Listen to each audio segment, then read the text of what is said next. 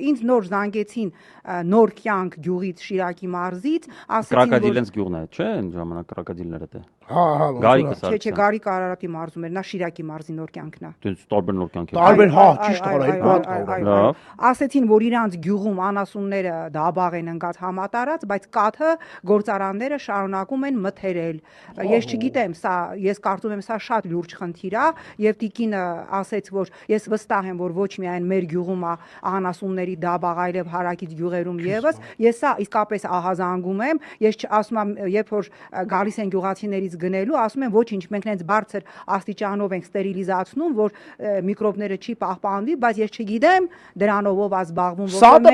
այո, գյուղատնտեսության նախարարություն արդեն չունի։ Սատմն է զբաղվում։ Այո, զբաղվեք։ Տիգրան Պետրոսյան։ Այո, նոր կյանք գյուղից Շիրակի մարզից ահազանգել են։ Սա անասունները դաբաղ են ընկած, բայց գործարանները կաթ մթերող, կատնամթերք արտադրող բոլոր շարունակում են այդ վարակված կաթը մթերել։